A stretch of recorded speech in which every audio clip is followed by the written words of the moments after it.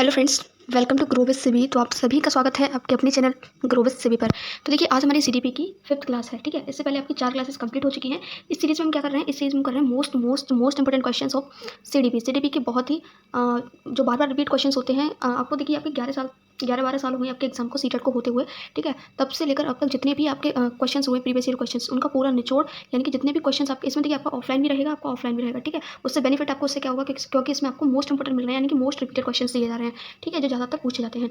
तो चलिए क्वेश्चन को स्टार्ट करते हैं। अगर देखिए, इससे पहले आपने 4 क्लासेस वॉच नहीं की हैं तो मैंने चैनल पर प्लेलिस्ट बना दी है, आप जाकर सारी क्लासेस को वॉच कर सकते हैं, ठीक है। सीडीपी मोस्ट इंपॉर्टेंट क्वेश्चन के नाम से आपको प्लेलिस्ट मिल जाएगी। और आपको एक काम और करना है, यहाँ पर आपको अपना स्कोर जरूर कमेंट करके जाना है कि आपके देखिए एटलीस्ट आपके 30 क्वेश्चन रहेंगे ये, ठीक है। हो सकता है 30 से 1-2 प्लस भी हो जाए। तो आपको क्या करना है, अपना स्कोर जरूर कमेंट करना है कि आपका स्कोर कितना रहा आज से एग्जाम में, क्योंकि अब ये लास्ट टाइम चल रहा है आपके लिए। तो आपको भी देखना है कि आपका स्कोर कितना जा रहा है, ठीक है। और अपने स्कोर को कमेंट करना है जहाँ भी आप लैग करते हैं, जहाँ से आपका मिस्टेक होता है, या फिर जहाँ भी जिस टॉपिक से भी आपके मार्क्स कम रहते हैं, उस टॉपिक को दोबारा से रीड करना है। रीड करने के बाद जो है फिर से प्रीवियस क्वेश्चन को लगाना है, ठीक है। तो क्वेश्चन को स्टार्ट करते हैं। फर्स्ट क्वेश्चन लेते हैं, स्कूल बेस्ड लर्निंग यानी कि विद्यालय आधारित आकलन क्या करता है। 4 ऑप्शन दे रखे हैं। फर्स्ट दे रखा है, शिक्षार्थियों और शिक्षकों को अगंभीर और लापरवाह बनाता है। तो असेसमेंट कभी लापरवाह नहीं बनाता, तो ये आपको हो गया गलत। असेसमेंट का मतलब होता है किसी चीज़ का आकलन करना, बच्चों का आकलन करना, जो भी आपने पढ़ाया है उन्होंने कितना सीखा, ठीक है। शिक्षा बोर्ड की जवाबदेही कम कर देता है, बिल्कुल गलत। सार्वभौमिक राष्ट्रीय मानकों की प्राप्ति में बाधा उत्पन्न नहीं करता है आकलन। तो ऑप्शन नंबर 4 ही हमारा बिल्कुल करेक्ट हो जाएगा, जब तीनों ऑप्शन गलत हैं। तो परिचित वातावरण में अधिक सीखने में सभी शिक्षार्थियों की हेल्प करता है। Help all student learn more through diagnosis, बिल्कुल सही जो करेक्ट आंसर है आपका ऑप्शन नंबर 4 हो जाएगा। ये क्या करता है, बच्चों को हेल्प करता है सीखने में। Next question number 98। प्रतिभाशाली विद्यार्थी को, यानी कि जो गिफ्टेड स्टूडेंट्स होते हैं, उनको अधिगम योग्य नहीं कर सकते, यानी कि can not be learning disabled, ठीक है। ऐसे सहयोग की आवश्यकता होती है जो सामान्यतः विद्यालयों द्वारा उपलब्ध नहीं कराए जाते हैं। बिल्कुल करेक्ट जो आंसर है इसका, वो ऑप्शन नंबर 2 है आपका। यहाँ पर देखिए कि ऑप्शन नंबर 1 में क्या कह रहे थे, अधिगम योग्य नहीं कह सकते हमें कि ये लर्निंग डिसेबल्ड नहीं है, तो ऐसा नहीं है, ठीक है। ये जो इसमें जो करेक्ट आंसर है वो ऑप्शन नंबर आपका 2 ही है। यहाँ पर जो प्रतिभाशाली विद्यार्थी होते हैं उनको हॉर्स की जरूरत होती है। हॉर्स का मतलब होता है हाई ऑर्डर थिंकिंग स्किल्स की जरूरत होती है, क्योंकि ये बहुत ज़्यादा अपर लेवल का सोचते हैं। तो इनको जो है, अगर लो, क्योंकि क्लासेस जो होती है वो मिडिल जो चिल्ड्रन होते हैं, सामान्य जनरल बच्चों को देख करके चलाई जाती हैं, ठीक है। ना तो ज़्यादा हाई और ना ज़्यादा लो, मीडियम बच्चों पर फोकस किया जाता है। तो यहाँ पर जो गिफ्टेड चिल्ड्रन होते हैं उनको दिक्कत होती है, या फिर जो ज़्यादा लोअर होते हैं उनको दिक्कत होती है। तो उनके लिए क्या किया जाना चाहिए, जो सामान्यतः विद्यालयों द्वारा उपलब्ध नहीं कराए जाते हैं, इनको एक सहयोग की नीड होती है। शिक्षक केवल अपने अध्ययन को व्यवस्थित कर सकते हैं, बिल्कुल गलत। Without teacher how can they manage, okay. अन्य शिक्षकों के लिए अच्छे मॉडल बन सकते हैं, तो बिल्कुल गलत। तो ऑप्शन नंबर 2 ही आपका यहाँ बिल्कुल करेक्ट हो जाएगा। नेक्स्ट क्वेश्चन देख लेते हैं। ब्लैंक के अतिरिक्त निम्नलिखित समस्या समाधान की प्रक्रिया के चरण है। समस्या समाधान की प्रक्रिया के चरण आपको दे रखे हैं, ये बताना है कि इनमें से कौन सा प्रॉब्लम सॉल्विंग का जो है स्टेप नहीं है। तो देखिए, पहला ही ऑप्शन में यहाँ पर दिख रहा है, परिणामों की आशा करना। यहाँ पे कोई रिजल्ट हमने एग्जाम नहीं दिया, जो हम उसकी आउटकम्स का जो है वेट कर रहे हैं। ऑप्शन नंबर 1 देखिए, समस्या को पहचानना, बिल्कुल सही। समस्या अगर है तो उसमें सबसे पहला चरण क्या होगा, समस्या को पहचानना, ठीक है। फिर उसके बाद हम क्या करेंगे, उसको पार्ट्स में डिवाइड कर देंगे। फिर उसके बाद उसमें जितनी भी हमें पॉसिबल स्ट्रेटेजी दिखेंगी कि हम इस तरीके से इसको सॉल्व कर सकते हैं, वो करेंगे। तो तीनों ही यहाँ पर करेक्ट है। गलत हमसे पूछा था, तो ऑप्शन नंबर 1 ही आपका यहाँ बिल्कुल सही हो जाएगा। नेक्स्ट क्वेश्चन देख लेते हैं, क्वेश्चन नंबर 100। निम्न में से कौन प्राथमिक समाजीकरण माध्यम है। एक सेकंड, आप लोगों को आंसर्स भी दिख रहे हैं। निम्न में से कौन जो है प्राइमरी सोशल एजेंसी है, वो आपको बताना है। तो आई होप कि इसका आंसर सभी को पता होगा। मोस्ट रिपीटेड क्वेश्चन है, इसका करेक्ट आंसर है फैमिली। इसको हम कहते हैं परिवार।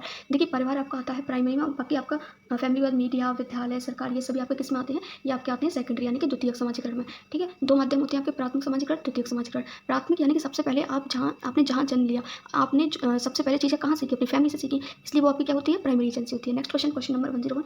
प्रगतिशील शिक्षा में बच्चों को किस प्रकार से देखा जाता है, यानी कि प्रोग्रेसिव एजुकेशन जो होती है उसमें बच्चों को किस प्रकार देखा जाता है। काली स्लेटों के रूप में, छोटे वयस्कों के रूप में, निष्क्रिय अनुकारकों के रूप में नहीं देखते हैं, सक्रिय अन्वेषकों के रूप में। तो इसमें इसका जो करेक्ट आंसर है वो आपका ऑप्शन नंबर 4 हो जाएगा, एक्टिव एक्सप्लोर के रूप में, सक्रिय अन्वेषकों के रूप में। Next question 102। एक प्रारंभिक कक्षा कक्ष में एक बालक या बालिका अपने साथ जो अनुभव लाते हैं उन्हें क्या करना चाहिए, अस्वीकार नहीं करना है, ठीक है। और उपेक्षा नहीं करनी है, यानी उनको नेग्लेक्ट नहीं करना, उन पर ध्यान नहीं देना चाहिए। तीनों ही गलत हैं। ऑप्शन नंबर 1 ही हमारा सबसे पॉजिटिव दिख रहा है, उन्हें शामिल कर उनका संचय करना चाहिए, बिल्ड ऑन करना चाहिए। नेक्स्ट क्वेश्चन देख लेते हैं, क्वेश्चन नंबर 103। जीन पियाजे के संज्ञानात्मक विकास के सिद्धांत में पूर्व संक्रियात्मक अवस्था में विकास का मुख्य गुण क्या होता है। देखिए, इससे प्रीवियस क्लास में मैंने आपको बताया था, जीन पियाजे की थोड़ी मोस्ट इंपॉर्टेंट है। 4 स्टेज दी थी इन्होंने, देखिए SPCF, यानी कि एस से आपका हो गया सेंसरी मोटर, पी से प्री ऑपरेशनल, सी से आपका हो गया कॉन्क्रीट और एफ से आपका हो गया फॉर्मल ऑपरेशनल, ठीक है। अब इनकी जो एज है वो भी याद रख लेना, 0 से 2 वर्ष का जो बच्चे होते हैं वो इस कैटेगरी में आते हैं। और प्री ऑपरेशन में आपका आता है 2 से 7, और कॉन्क्रीट में आपका आता है 7 से 11, और फॉर्मल ऑपरेशन में आता है 11 से ऊपर। अब इन हर स्टेज में पियाजे ने क्या दिया है, कुछ कुछ जो है कुछ और स्टेजेस इनके अंदर इंक्लूड की हुई हैं जो आपको याद रखना है। तो पूर्व संक्रियात्मक इसमें से कौन सा आ जाता है? विचार में केंद्रीकरण, हाइपोथेटिकल डिडक्टिव थिंकिंग, ये देखिए ये आपकी सबसे लास्ट वाली स्टेज में आती है, ठीक है। संरक्षण और पदार्थों को क्रमबद्ध यानी कि सीरीज ऑब्जेक्ट, अमूर्त सोच का विकास आपका कब होता है? ये आपका लास्ट वाली स्टेज में होता है। तो ऑप्शन 1 आपका यहाँ बिल्कुल करेक्ट हो जाएगा। प्री ऑपरेशनल स्टेज में आपका क्या होता है? सेंट्रेशन का गुण आ जाता है, विचार सोच में केंद्रीकरण का गुण आता है। ऑप्शन नंबर 1 आपका यहाँ पर बिल्कुल करेक्ट हो जाएगा। नेक्स्ट क्वेश्चन, एक समावेशी शिक्षा में कक्षा में ब्लैंक किस पर जोर होना चाहिए, यानी किस पर जोर देना चाहिए कि इंक्लूसिव क्लासरूम में अविभेदी या समरूपी निर्देश यानी कि अनडिफरेंशिएटेड इंस्ट्रक्शंस। नेक्स्ट, सामाजिक पहचान के आधार पर छात्रों के अलगाव की सेग्रीगेशन हमें नहीं करना है। अलगाव मतलब छात्रों को अलग अलग नहीं बिठाना, ठीक है, अलग अलग नहीं करना है उनकी सामाजिक पहचान के आधार पर, ठीक है, कि ये मुस्लिम है, ये हिंदू है, ठीक है, या फिर आप पैसे वालों को अलग बिठा देते हो, थोड़ा जो गरीब है उनको अलग बिठाते हो, इस तरीके से आपको नहीं करना है। हर बच्चे के सामर्थ्य को अधिकतम करने के लिए अवसर प्रदान करनी है। बिल्कुल करेक्ट जो आंसर लग रहा है वो ऑप्शन नंबर 3 लग रहा है। हर बच्चे के सामर्थ्य को अधिकतम करने के लिए क्या करना है? अपॉर्चुनिटी प्रोवाइड करनी है। तो ऑप्शन नंबर आपका जो 3 है वो यहाँ पर बिल्कुल करेक्ट हो जाएगा। देखिए हमेशा आपको ऐसा सोचना है कि बच्चे के लिए इसमें से जब भी आप ऑप्शन देख रहे हो ना कि कौन सा ऑप्शन इसमें से सही हो सकता है, पेडागोजी को सॉल्व करने का सबसे अच्छा जो मेथड है वो यही है, ठीक है। सीडीपी या फिर पेडागोजी या फिर इनमें से किसी को भी सॉल्व कर रहे हैं तो हमेशा ये देखिए कि बच्चे के लिए आपको इसमें से कौन सा सबसे बेस्ट लग रहा है, तो उसी ऑप्शन को चूज करना आपको कभी गलत नहीं होगा, ठीक है। नेक्स्ट क्वेश्चन, समस्या समाधान क्षमताओं को किस प्रकार से किया जा सकता है, किस तरीके से इनको फैसिलिटेट किया जा सकता है? समस्याओं के हल हेतु अटल क्रिया के इस्तेमाल को बढ़ावा देकर, ठीक है। फिक्स्ड प्रोसेस, देखिए फिक्स्ड प्रोसेस नहीं करनी है, हमें डिफरेंट प्रोसेस का यूज़ करना चाहिए। समरूपों के इस्तेमाल को देकर यूज़ एनकरेजिंग यूज़ ऑफ एनालॉजिस, ठीक है। आगे देखते हैं, डर की भावना पैदा नहीं करनी है, लगातार अभ्यास और कार्यान्वयन पर जोर देकर ड्रिल एंड प्रैक्टिस पर फोकस नहीं करना है। तो ऑप्शन नंबर जो 2 है वही हमारे यहाँ पर सबसे पॉजिटिव है, समरूपों के इस्तेमाल को बढ़ावा देकर encouraging use of analogies. Next question देख लेते हैं, क्वेश्चन नंबर 106, अधिगम की अभिप्रेरणा को किस प्रकार कायम रखा जा सकता है, यानी कि motivation to learn can be sustainable, यानी कि जो मोटिवेशन होता है लर्निंग का उसको किस प्रकार से बरकरार रखा जा सकता है वो आपको बताना है।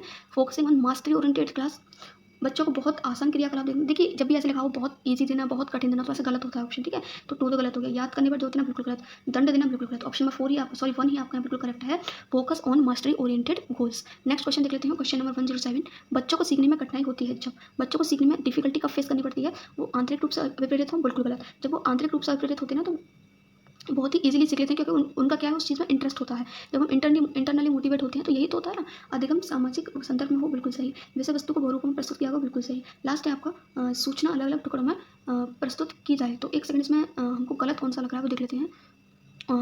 इन्फॉर्मेशन इज प्रेजेंटेड, सूचना अलग अलग टुकड़ों में प्रस्तुत किया है, यही आपका गलत हो जाएगा यहाँ पर, ठीक है। उसको टुकड़ों में अगर आप प्रस्तुत करोगे, प्रेजेंट करोगे, कभी कुछ बता दिए कभी कुछ बता दिए तो बच्चे क्या होंगे? कंफ्यूज हो जाएंगे, ठीक है। तो ऑप्शन नंबर 4 ही आपका यहाँ बिल्कुल करेक्ट हो जाएगा। नेक्स्ट क्वेश्चन, एक गतिविधि के दौरान छात्रों को संघर्ष करते देख एक अध्यापिका बच्चों को संकेत और इशारे जैसे क्या, क्यों, कैसे प्रदान करने का फैसला देती है।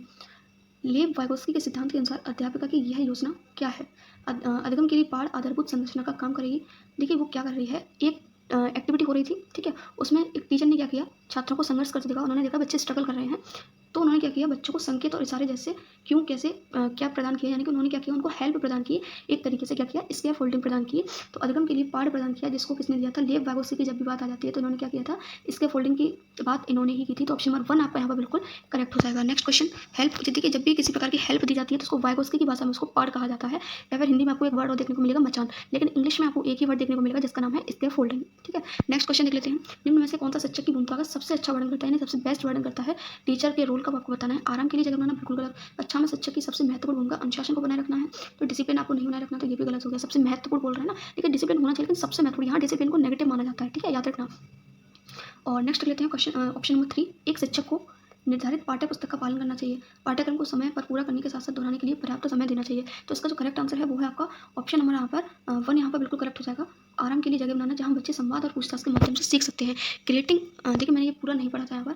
आराम के लिए जगह बनाना मैं सोच रही थी टीचर्स अपने लिए बना रहे हैं, लेकिन आगे जब पढ़ा तब पता चला, इसलिए आप लोग ये मिस्टेक मत करना, पूरा ऑप्शन पढ़ना, जहाँ बच्चे संवाद और पूछताछ के माध्यम से सीख सकते हैं। अब यहाँ बच्चे क्या होंगे? एक्टिव रहेंगे, ठीक है, इंक्वायरी के माध्यम से सीख सकते हैं, डायलॉग्स के माध्यम से सीख सकते हैं, यानी कि यहाँ बच्चे सबसे ज़्यादा एक्टिव हैं। तो ऑप्शन नंबर 1 ही आपका यहाँ पर बिल्कुल करेक्ट हो जाएगा। बाकी अनुशासन आ गया, दूसरे में तो गलत हो गया। निर्धारित पाठ्य पुस्तक, यानी कि जो पाठ्य पुस्तक निर्धारित की केवल उसका पालन करना गलत। पाठ्यक्रम को पूरा करना, उसको दोहराना, रिवीजन कराना, ये सब क्या होते हैं? नेगेटिव वर्ड्स होते हैं, ठीक है। नेक्स्ट क्वेश्चन देख लेते हैं, कक्षा में बच्चों को प्रेरित समझा जा सकता है, यदि प्रेरित कब समझ सकते हैं हम बच्चों को, ये आपको बताना है। वे शिक्षक से स्पष्टीकरण प्राप्त करने के लिए प्रश्न पूछते हैं, ठीक है, हो सकता है। वे अच्छी तरह से वर्दी पहन के, देखिए यूनिफॉर्म पहनने से और समझने से कोई रिलेट नहीं है इसका, ये आपको गलत हो गया। तो कक्षा में अनुशासन में रखते हैं, अनुशासन में इसका मतलब ये नहीं है कि वो कि वो मोटिवेटेड हैं, ठीक है। वे सभी उपस्थिति में नियमित हैं, यानी कि वो रेगुलर आ रहे हैं, इसका मतलब भी ये नहीं है कि वो मोटिवेटेड हैं। तो ऑप्शन नंबर 1 ही आपका बिल्कुल करेक्ट हो जाएगा। वो अगर मोटिवेटेड हैं, ठीक है, इसका मतलब है कि वो क्या कर रहे हैं, वे शिक्षक से स्पष्टीकरण प्राप्त करने के लिए प्रश्न पूछते हैं। बच्चे प्रश्न तभी पूछेंगे जब वो लर्निंग के प्रति क्या होंगे, मोटिवेटेड होंगे सीखने के लिए, है ना। नेक्स्ट क्वेश्चन देख लेते हैं। नेक्स्ट क्वेश्चन है, निम्न में से कौन सी पूर्व संक्रियात्मक विचार की एक सीमा नहीं है। लिमिटेशन बतानी है आपको, ठीक है। नेगेटिव बताना है, वो आपको बताना है। तो ईगो सेंट्रिज्म, इरिवर्सिबिलिटी और development of the symbolic thought, tendency to concentrate. तो देखिए 1, 2 और 3 ये तीनों ही आपके पूर्व संक्रियात्मक से जुड़े हुए हैं। बाकी ऑप्शन नंबर जो आपका 3 है, प्रतीकात्मक विचार का विकास, ये आपका प्री ऑपरेशन में नहीं होता है, यही आपका यहाँ पर बिल्कुल सही हो जाएगा। नेक्स्ट क्वेश्चन देख लेते हैं। ओवलबर्ग के सिद्धांत के योगदान में निम्न में से किसे माना जा सकता है, ये आपको बताना है। उनका विश्वास है कि बच्चे नैतिक दार्शनिक हैं। उनके सिद्धांत ने संज्ञानात्मक परिपक्वता और नैतिक प्रवृत्ति के बीच एक सहयोग का समर्थन किया। विस्तृत परीक्षण प्रक्रिया है, यह नैतिक तर्क और कार्रवाई के बीच एक स्पष्ट संबंध स्थापित करता है। तो इसका जो करेक्ट आंसर है वो है आपका ऑप्शन नंबर यहाँ पर 2 हो जाएगा। हिज थ्योरी है supported and association between cognitive maturity and moral. Option number 2 आपका यहाँ बिल्कुल सही है। संज्ञानात्मक परिपक्वता और नैतिक परिपक्वता के बीच एक सहयोग का समर्थन किया था इन्होंने, ठीक है। नेक्स्ट क्वेश्चन देख लेते हैं। एकाधिक बुद्धिमानी का सिद्धांत कहता है कि the theory of multiple intelligence किसने दी थी, हार्वर्ड गार्डनर ने दी थी। तो ये थ्योरी क्या कहती है, प्रभावी अध्ययन के द्वारा बुद्धि बढ़ाई जा सकती है, बुद्धि तेजी से बढ़ाई सकती है, बुद्धि कई प्रकार की हो सकती है, पेपर पेंसिल परीक्षण सहायक नहीं है। तो ऑप्शन नंबर 3 आपका यहाँ बिल्कुल करेक्ट हो जाएगा। ये जो मल्टीपल इंटेलिजेंस है क्या कहती है कि बुद्धि कई प्रकार की हो सकती है। नेक्स्ट क्वेश्चन देख लेते हैं। क्वेश्चन नंबर 114, कक्षा में सृजनात्मक और प्रतिभाशाली बच्चों के लिए आवश्यक हस्तक्षेप निर्भर करता है, किस पर निर्भर करता है, उन्हें अन्य बच्चों को पढ़ाने की जिम्मेदारी देने पर, शिक्षक द्वारा अनुकूलित और प्रेरक निर्देशन तरीकों के उपयोग कर, उन्हें अतिरिक्त समय दिया जाने पर, उनके प्रति स्नेह होने के नाते पर, ठीक है। तो हस्तक्षेप किस पर निर्भर करता है ये आपको बताना है। तो इसका जो करेक्ट आंसर है वो आपका हो जाएगा option number 2, use of customize and stimulating instructional method by the teacher, शिक्षक द्वारा अनुकूलित और प्रेरक निर्देशन तरीकों के उपयोग पर। नेक्स्ट क्वेश्चन, क्वेश्चन नंबर 115, एक 3 वर्ष का बच्चा बताता है कि दूध बूथ पर एक मशीन द्वारा दूध का उत्पादन होता है, ठीक है। यानी कि एक बच्चा है, वो कहाँ गया, उसको नहीं पता कि दूध कहाँ से आता है, ठीक है। वो क्या कहता है, हम बोल देते हैं ना बाजार से, हर चीज़ बाजार से आती है, ठीक है। तो वो क्या कहता है कि दूध पर मशीन द्वारा इसका उत्पादन होता है। तो निम्न में से कौन सा बच्चे की समझ का सबसे अच्छा स्पष्टीकरण करता है। बच्चे का परिवार बच्चे को प्रेरक वातावरण प्रदान नहीं करता, बच्चे को दुनिया का बहुत सीमित ज्ञान है, बच्चे का जवाब दूध खरीदने के अपने अनुभव पर आता है। तो बिल्कुल सही, उसने इस चीज़ को उसने अपने पापा को हो सकता है यहाँ से निकलते हुए देखा हो दूध, या लाते हुए देखा हो, तो ये उसके अपने एक्सपीरियंस पर डिपेंड है। तो ऑप्शन नंबर 3 आपका यहाँ पर बिल्कुल करेक्ट हो जाएगा। नेक्स्ट क्वेश्चन, भाषा के अर्जन एवं विकास के लिए सबसे संवेदनशील कौन सी होती है। तो रिपीटेड क्वेश्चन है, इससे पहले मैं आपको करवा चुकी हूँ। ऑप्शन नंबर 2 आपका यहाँ बिल्कुल करेक्ट है। अर्ली चाइल्डहुड, प्रारंभिक बाल्यावस्था, इसके लिए सबसे ज़्यादा सेंसिटिव पीरियड होता है। नेक्स्ट क्वेश्चन देख लेते हैं। क्वेश्चन नंबर 117, निम्न में से किस मनोवैज्ञानिक ने बच्चों को ज्ञान के सक्रिय जिज्ञासु के रूप में देखते हुए उनके चिंतन पर सामाजिक एवं सांस्कृतिक विषय वस्तुओं के प्रभाव को महत्व दिया था। तो जब भी देखिए समाज की बात आ जाती है, संस्कृति की बात आ जाती है, तो आपको सिर्फ एक ही नाम याद रखना है, वो है हमारे लेव वाइगोत्स्की। ऑप्शन नंबर 2 आपका यहाँ पर बिल्कुल करेक्ट हो जाएगा। नेक्स्ट क्वेश्चन, आकलन का प्राथमिक उद्देश्य क्या होना चाहिए, यानी कि असेसमेंट का प्राइमरी जो ऑब्जेक्टिव है वो क्या होना चाहिए। श्रेणी देखिए, रैंकिंग नहीं करनी है। संबंधित अवधारणाओं यानी कि कॉन्सेप्ट के बारे में बच्चों की स्पष्टता तथा भ्रांतियों को समझना, यानी कि बच्चों को क्या कन्फ्यूजन्स हैं वो समझना, ठीक है। बच्चों को क्लैरिटी प्रोवाइड करना। ऑप्शन नंबर 2 ही हमें यहाँ पर सबसे पॉजिटिव और सबसे बेस्ट ऑप्शन दिख रहा है। उनको नामांकित देखिए, लेबलिंग नहीं करनी है, बच्चों की उत्तीर्ण अनुत्तीर्ण अंकित नहीं करना है, ठीक है। ऑप्शन नंबर 2 आपका यहाँ पर बिल्कुल करेक्ट हो जाएगा। नेक्स्ट क्वेश्चन, पठन वैकल्य बच्चों के प्राथमिक लक्षण क्या है, यानी कि डिस्लेक्सिया के यहाँ पर लक्षण बताने हैं आपको। अटेंशन डिफिसिट ऑर्डर, अपसारी चिंतन, पढ़ने में धारा प्रवाहिता, पढ़ने की अक्षमता। तो ऑप्शन नंबर जो आपका 3 है वो यहाँ बिल्कुल करेक्ट हो जाएगा। इसको हम कहते हैं धारा प्रवाह, पढ़ने की अक्षमता, यानी कि inability to read fluency. Next question, संवेग एवं संज्ञान एक दूसरे से ब्लैंक है। संवेग और जो संज्ञान है, यानी कि कॉग्निशन और इमोशन होते हैं, वो क्या है, पूर्णतः अलग है, स्वतंत्र है, सन्निहित है, या फिर संबंधित नहीं है। तो इसका देखिए जो करेक्ट आंसर है वो आपका है ऑप्शन नंबर 3, इंटरवोवन विद, यानी कि सन्निहित है, एक दूसरे से रिलेटेड है, ठीक है। तो ना तो अलग है, ना स्वतंत्र है, या फिर संबंधित नहीं है। ऑप्शन नंबर 3 हमारे यहाँ सबसे पॉजिटिव दिख रहा है। देखिए जब भी आप जो है इमोशन आप कैसे होते हो, संज्ञान से ही होते हो। जब भी आप देखिए, जब भी कोई गुस्सा करता है तो क्या होता है, गुस्सा करने पर उसको एक बार को रोने आ जाता है। क्यों आता है, क्योंकि वो सबसे पहले उसको जो प्रॉब्लम हुई माइंड में हुई, माइंड से उसको गुस्सा आया, गुस्सा होने के बाद वो जो चीज़ थी, उसके जो इमोशंस थे वो आंसुओं के थ्रू, यानी कि उसके जो गुस्सा था वो इमोशंस के थ्रू निकल गया। तो ये दोनों क्या है, एक दूसरे से रिलेटेड है। तो ऑप्शन नंबर 3 यहाँ बिल्कुल करेक्ट हो जाएगा। नेक्स्ट क्वेश्चन, शिक्षक बच्चों की जटिल अवधारणाओं की समझ को किस प्रकार सहज कर सकते हैं। एक व्याख्यान देकर, लेक्चर देकर नहीं, गलत। प्रतियोगात्मक अवसरों की व्यवस्था करके, ओके, बार बार यांत्रिक अभ्यास के द्वारा देखिए रिपीटेटिव ड्रिल नहीं कराना है, ड्रिल प्रैक्टिस नहीं करानी है, ठीक है। ऑप्शन नंबर 2 भी आपका यहाँ गलत हो जाएगा, कॉम्पिटिटिव इवेंट्स हमें प्रोवाइड नहीं करने हैं। एक ही ऑप्शन बचा हमारे पास, यही हमारा बिल्कुल करेक्ट हो जाएगा। अन्वेषण और डिस्कशन, यानी कि उनको अपॉर्चुनिटीज़ प्रोवाइड करानी है डिस्कशन के लिए और एक्सप्लोरेशन के लिए। इसमें बच्चे क्या होंगे, सबसे ज़्यादा एक्टिव रहेंगे जब वो आपस में डिस्कस करेंगे, ठीक है। नेक्स्ट क्वेश्चन नंबर 122 देख लेते हैं। कौन सा द्वितीयक समाजीकरण एजेंसी का उदाहरण है? अभी मैंने आपको बताया था कि परिवार और परिवार आपका प्राथमिक होता है, तो पहला तो गलत हो गया, दूसरा भी गलत हो गया, ठीक है। विद्यालय और मीडिया, तो देखिए यहाँ पर परिवार के बाद कौन सी चीज़ आती है? परिवार के बाद बच्चा कहाँ जाता है? अपने आस पड़ोस में जाता है, ठीक है। तो इसका जो करेक्ट आंसर हो जाएगा वो क्या हो जाएगा आपका? ऑप्शन नंबर 2 हो जाएगा। परिवार के बाद कहाँ जाता है? विद्यालय में भी जाता है, पास पड़ोस में भी जाता है और मीडिया में भी जाता है ना। तो ऑप्शन नंबर जो आपका 3 है वो यहाँ पर बिल्कुल करेक्ट हो जाएगा। नेक्स्ट क्वेश्चन देख लेते हैं, क्वेश्चन नंबर 123। सीबीएसई द्वारा अपनाए गए प्रगतिशील शिक्षा के वर्तमान में बच्चों का समाजीकरण जिस प्रकार से किया जाता है उससे अपेक्षा की जा सकती है कि वे समय नष्ट करने वाली आदतों का त्याग करें, और किस प्रकार अच्छी श्रेणियाँ पाई जा सकती है। देखिए अच्छे मार्क्स पर फोकस करना, ग्रेड्स पर बिल्कुल गलत। सामूहिक कार्य में सक्रिय भागीदारी का निर्वाह करें तथा सामाजिक कौशल सीखें। देखिए यहाँ पर सही लग रहा है जब समाज की बात हो रही है, और ये समाज की बात ही कह रहे हैं कि एक्टिव पार्टिसिपेंट बने ग्रुप के, ठीक है, और सोशल स्किल्स को सीखें, तो ये सही लग रहा है। बाकी और भी ऑप्शन देख लेते हैं। फिर बिना प्रश्न उठाए समाज के नियमों का पालन करें, ठीक है। तो ये देखिए ये तो उनका राइट है, अगर उनको कुछ गलत लग रहा है तो वो क्वेश्चन तो उठाएंगे, तो ये तो गलत हो गया। किसी भी प्रकार की सामाजिक पृष्ठभूमि से होते हुए भी वे वह सब स्वीकार करें जो उन्हें विद्यालय द्वारा प्रदान किया जाता है। तो देखिए इसका जो करेक्ट आंसर है वो आपका ऑप्शन नंबर 2 हो जाएगा, जो सबसे यहाँ पर पॉजिटिव दिखाई दे रहा है, जिसमें बच्चे सबसे ज़्यादा एक्टिव रहेंगे, सबसे ज़्यादा इंटरेस्टेड रहेंगे। नेक्स्ट क्वेश्चन देख लेते हैं। प्रगतिशील शिक्षा के संदर्भ में निम्न में से कौन सा कथन जॉन डीवी के अनुसार समुचित है? जॉन डीवी के अनुसार कौन सा यहाँ पर सबसे अच्छा है वो आपको बताना है। प्रजातंत्र का कोई स्थान नहीं होना चाहिए, तो देख लेते हैं अभी। विद्यार्थियों को स्वयं ही सामाजिक समस्याओं को सुलझाने में सक्षम होना चाहिए। जिज्ञासा विद्यार्थियों के स्वभाव में अंतर्निहित नहीं है।